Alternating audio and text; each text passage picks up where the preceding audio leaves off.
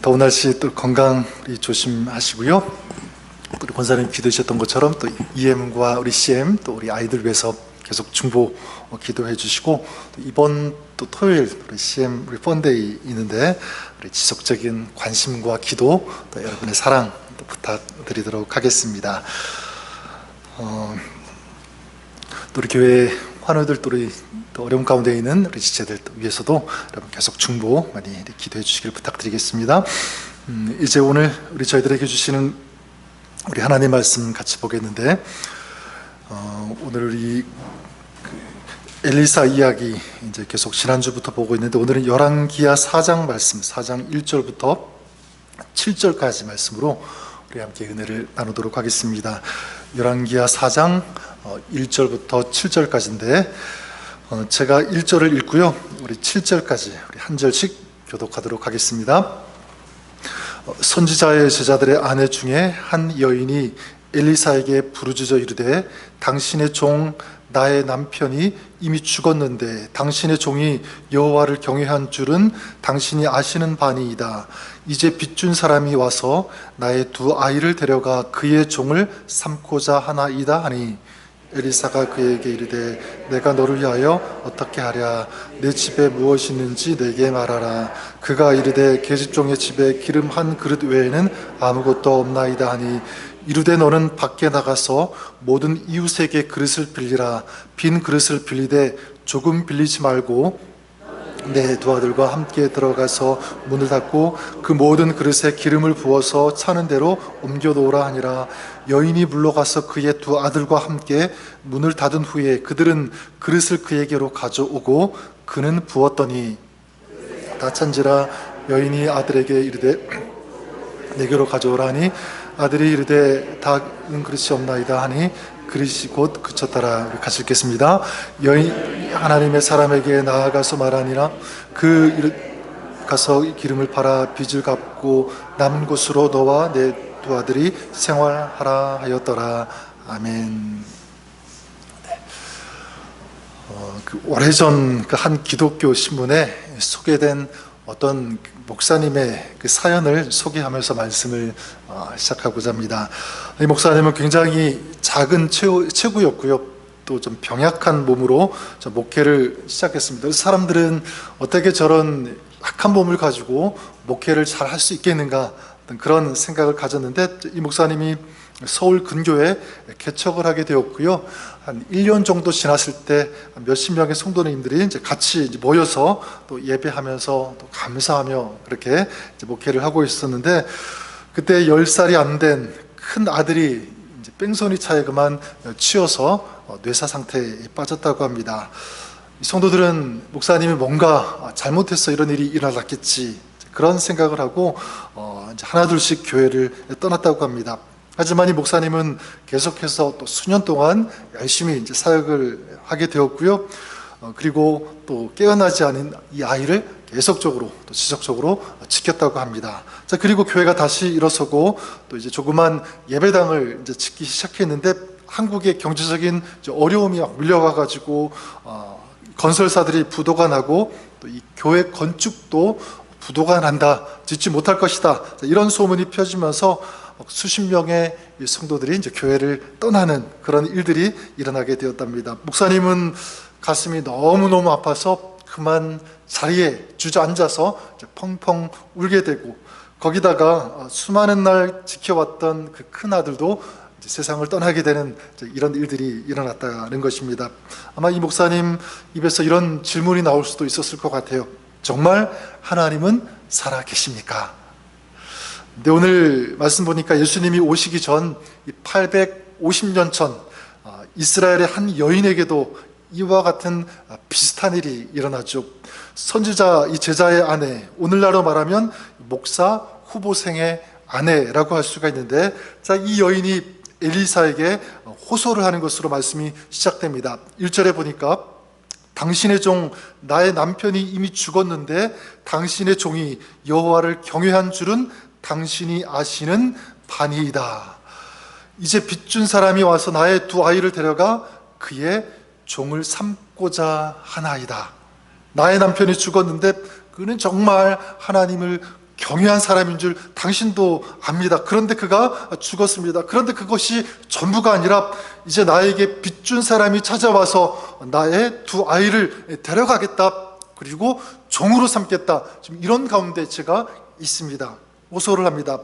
네, 하나님을 경외하던 남편이 죽은 것도 너무 가슴이 아픈데 도저히 갚을 수 없는 이 빚을 이 여인이 지고 있었던 거죠. 그래서 두 아들이 이제 남의 집 하인이 될, 이 종이 될 그럴 위기에 처했다는 것입니다. 그리고 집에 남아있는 것이라고는 아무것도 없고 조금 이 기름 한 그릇밖에는 아무것도 남아있지 않은 그런 상태. 아마 이 여인은 절망스러운 그런 한숨을 쉬면서 이렇게 얘기할 수도 있었을 것입니다. 어떻게 여자 혼자 살아가고 있는 나에게 이런 일이 닥칠 수 있는가?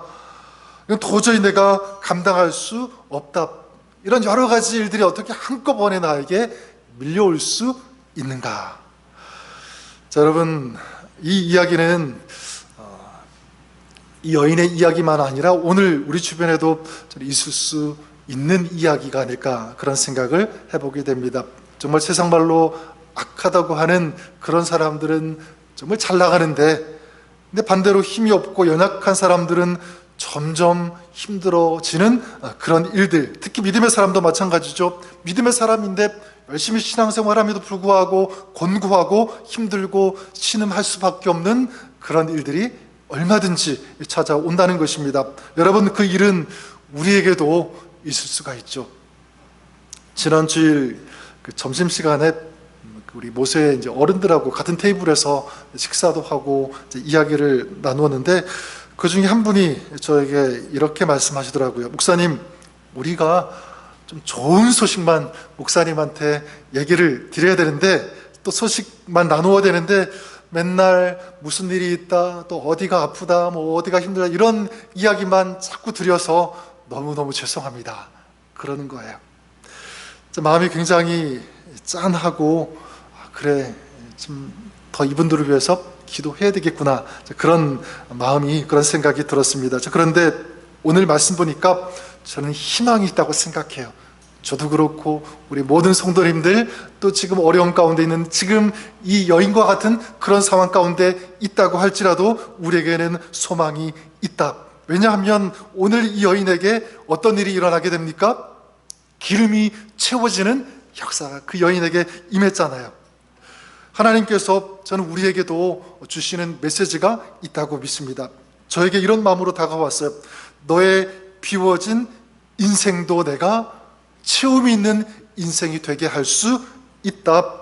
나는 너의 인생의 그릇에 무엇이 비워져 있는지, 또 무엇이 채워져야 되는지 나는 가장 잘 알고 있다.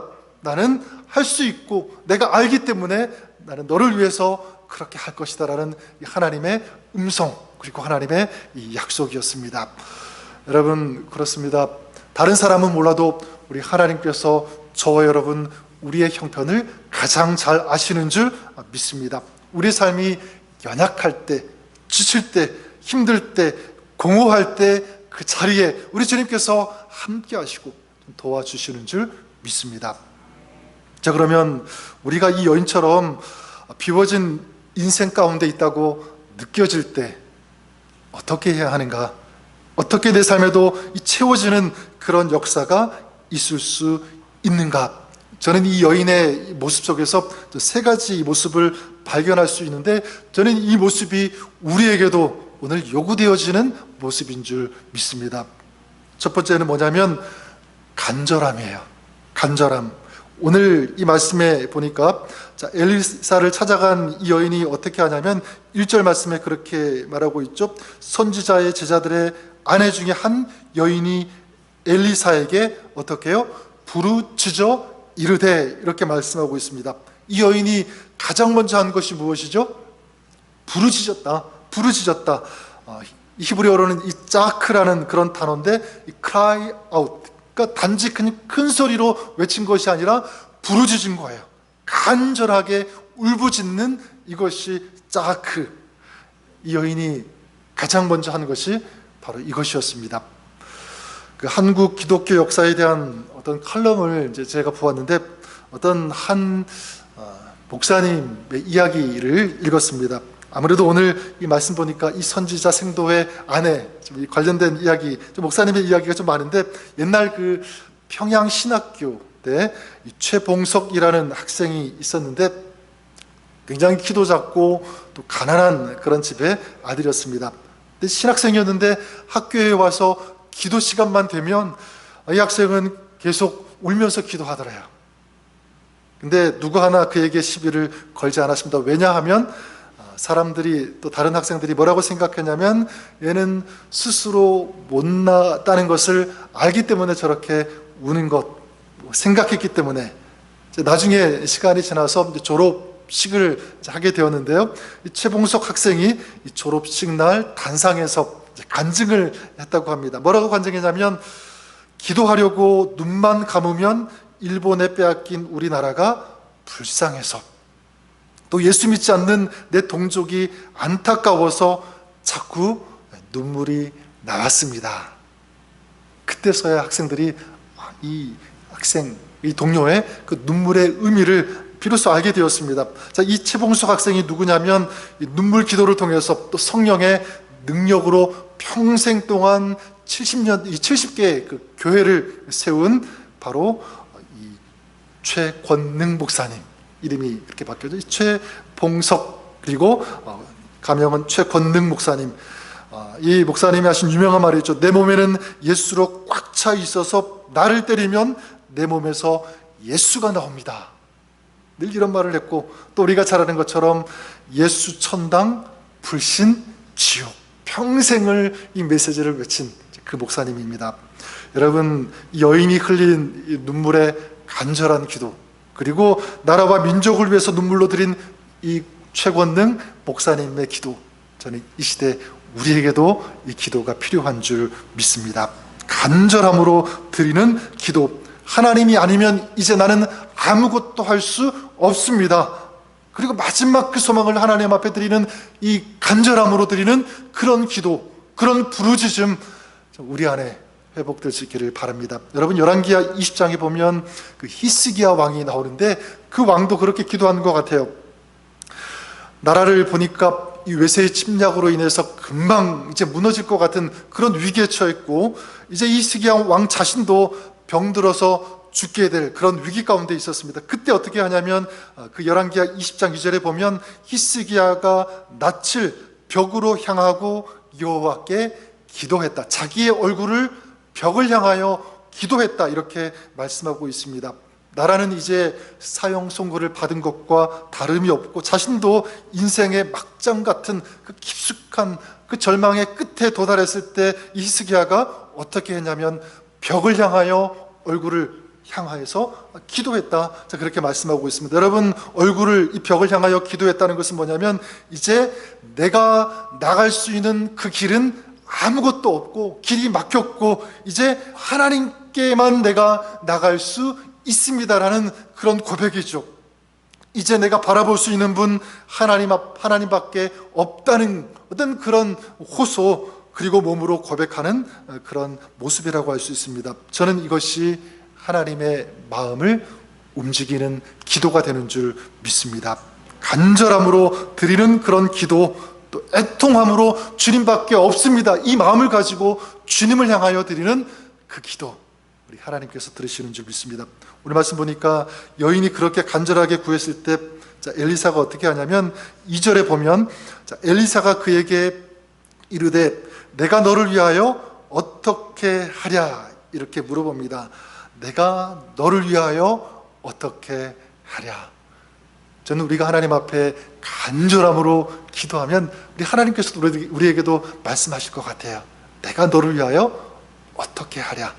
내가 너를 위하여 무엇을 해주면 되겠니? 우리 하나님께서 그렇게 물어보시는 줄 믿습니다. 그래서 시편 102편 17편에 보면 이런 말씀이 있어요. 여호와께서 빈궁한 자의 기도를 돌아보시며 그들의 기도를 멸시하지 아니하시는 도다. 우리 하나님께서 어떠한 자의 기도를 들으신다고요?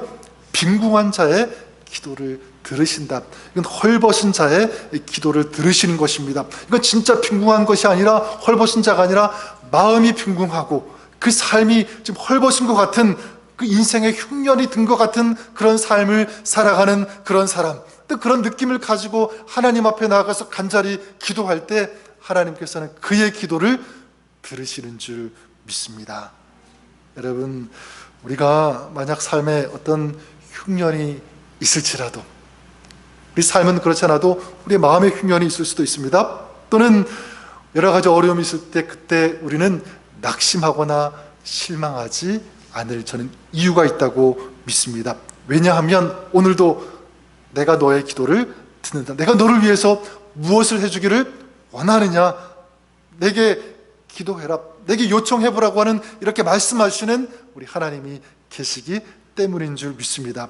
그래 여러분, 그렇게 본다면 우리 인생은 무엇이 중요하냐면 상황 자체가 중요한 것이 아니라 그 상황 속에서 내가 그 상황을 어떻게 해석하느냐, 그 상황 속에서 누구를 보느냐, 저는 이것이 더 중요한 줄 믿습니다.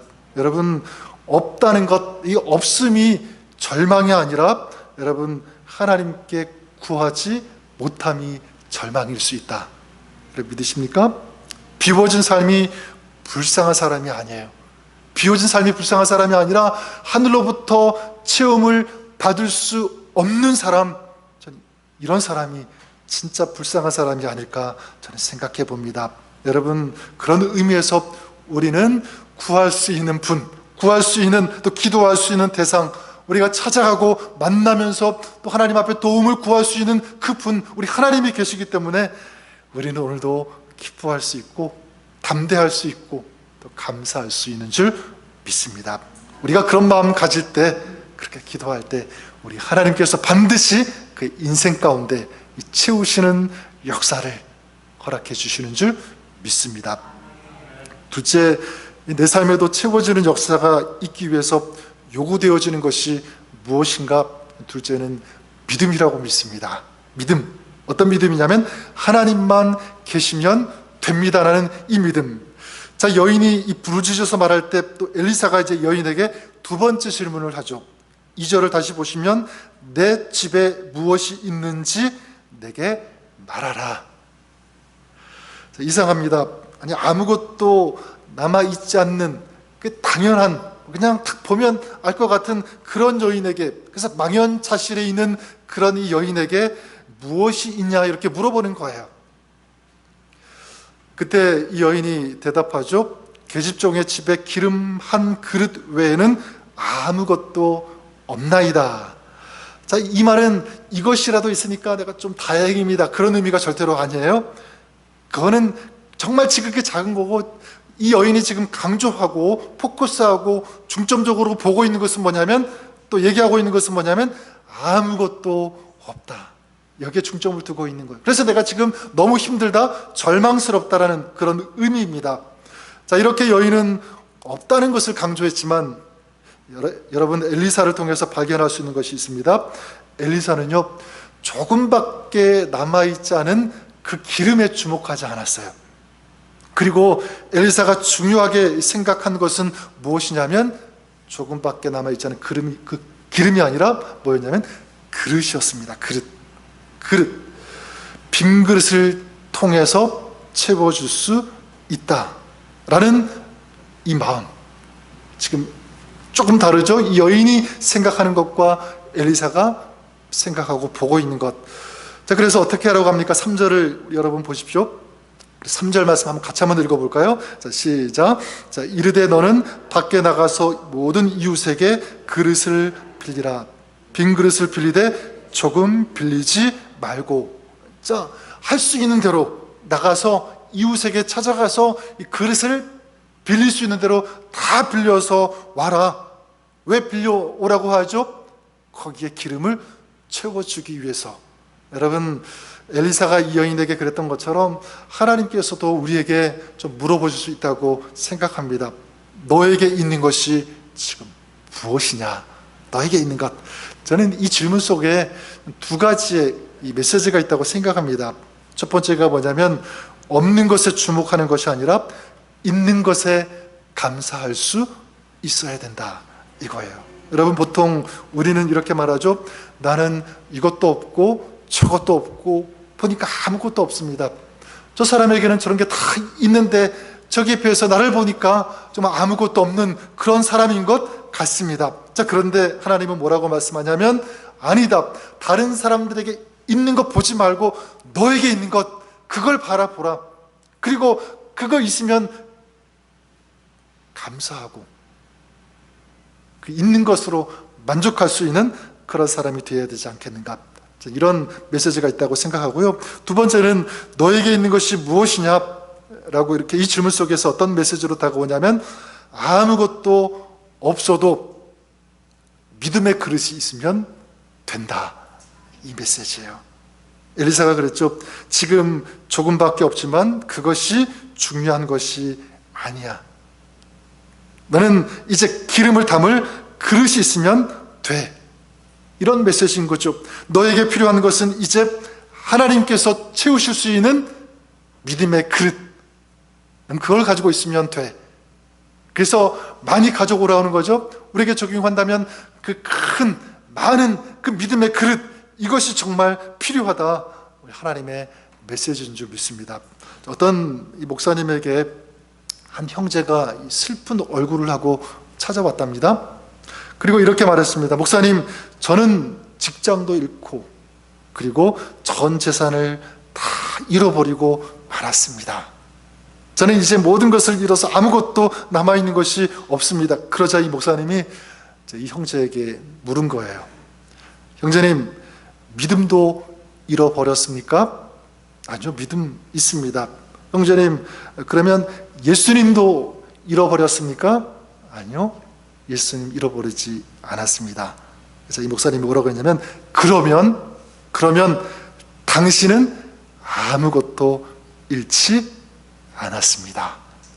왜냐하면 믿음이 있고 그리고 예수가 있으면 당신은 아무것도 잃어버린 것이 없다. 중요한 메시지가 되는 것 같아요. 여러분, 한번 여러분 자신에게 한번 물어보십시오. 혹시 내가 지금 너무 없는 것이 너무너무 많다라고 생각되어 오신다면, 여러분, 하나님이 계시다는 것, 또 그 하나님을 향한 내 믿음이 있다는 것, 이걸 한번 이 질문을 던져보시고요. 나는 과연 믿음이 있는가? 이 믿음을 가지고 있는가? 그리고 나에게는 하나님, 우리 그 기도할 수 있는 주님이 나에게 있는가? 이것을 한번 계속 점검하시고 체크하시고 자기 자신을 향하여 이 질문을 던지시는 그런 여러분 되시기를 바랍니다. 여러분, 우리에게는요, 문제가 많은 것 같아도, 어떤 경우에는 문제만 있는 것 같아도, 여러분, 우리에게는 누가 있냐면 하나님이 계시는 줄 믿습니다.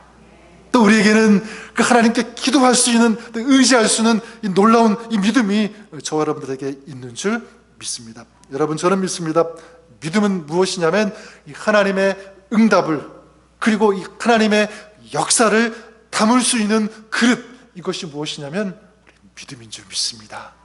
그리고 우리 하나님께서 이 믿음의 그릇을 찾으시고요, 여러분, 이 믿음이 있다면 이 믿음을 주신 우리 하나님께 감사하시는 여러분 될 수 있기를 주님의 이름으로 간절히 축원합니다.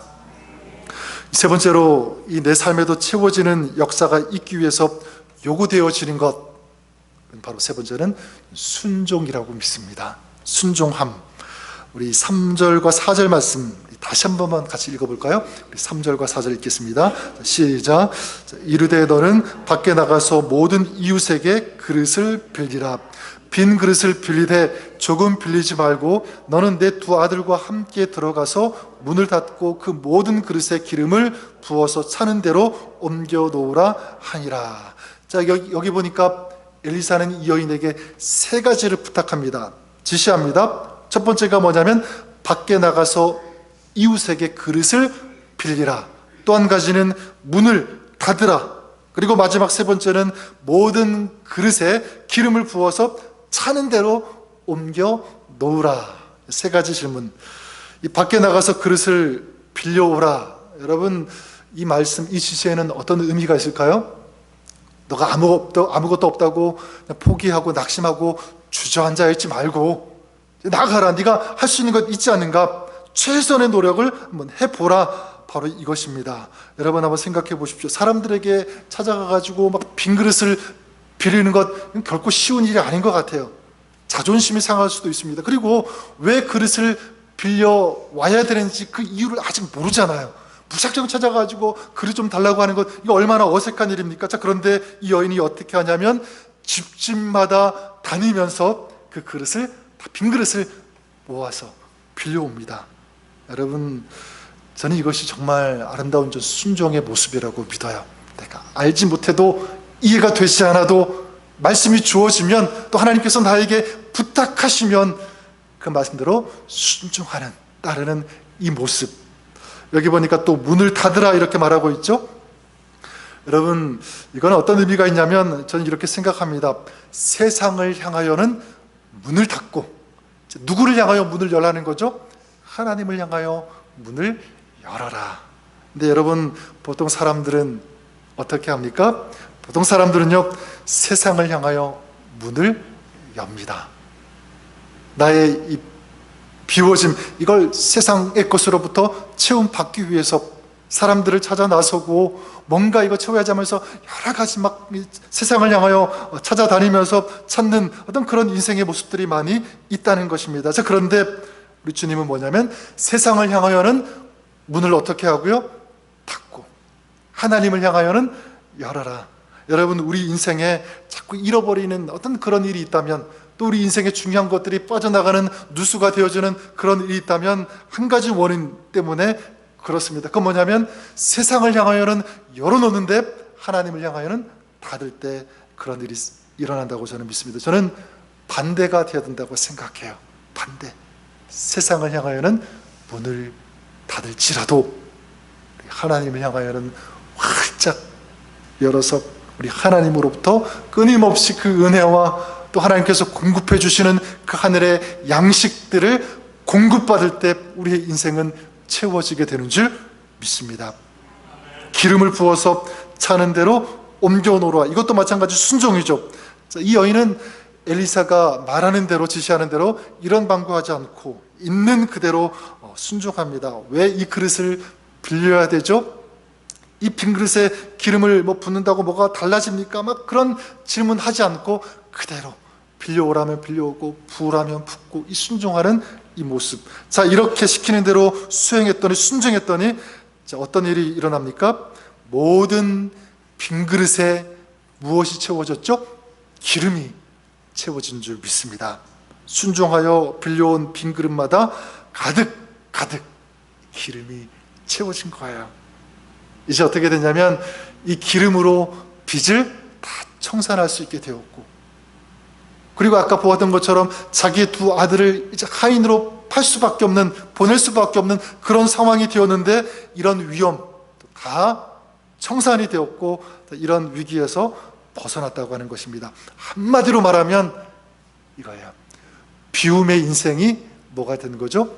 채움의 인생이 된 줄 믿습니다. 비움의 인생이 채움의 인생. 우리 사랑하는 여러분, 여러분들에게도 또 우리에게도 이런 기적이 일어날 수 있을까요? 아멘. 일어날 수 있습니다. 왜냐하면 이건 내가 하는 것이 아니라 누가 하시기 때문에, 하나님께서 하시기 때문에, 하나님이 하시는데 우리에게 필요한 것 다른 것이 아니라 어떤 그릇만 있으면 됩니까? 바로 세 가지죠. 간절함의 그릇, 그리고 믿음의 그릇, 또 한 가지는 순종의 그릇인 줄 믿습니다. 한번 여러분 자신에게 한번 질문해 보십시오. 나에게는 이 그릇이 있는가? 이 간절함의 그릇, 믿음의 그릇, 이 순종의 그릇. 여러분, 우리가 이 그릇만 준비하면 이제 그 그릇 가운데 우리 하나님께서 채우시는 줄 믿습니다. 이런 은혜, 이런 역사를 여러분 삶 속에서 기도하면서 순종하면서 나아갈 때, 또 믿음으로 주님 앞에 나아갈 때 이렇게 역사하시고 채우시는 우리 좋으신 그 하나님 만나고 경험하는 이런 축복의 삶, 아름다운 삶을 살아가시는 우리 저와 여러분, 우리 모두가 다 될 수 있기를 주님의 이름으로 간절히 축원합니다. 우리 한번 기도하고 우리 찬양했으면 좋겠는데요. 하나님 아버지, 감사합니다. 비움의 인생이 이 채움의 인생으로 전환되어지고 바꾸어질 수 있는 것, 우리 하나님 때문에 가능한 줄 믿습니다. 하나님, 이 여인이 경험한 이런 하나님의 채우심, 우리의 삶 속에, 우리 가정 속에서, 우리 신앙생활 속에서 경험하며 체험하며 이 기쁨을 누리기를 원합니다. 하나님 역사하여 주시옵소서. 예수님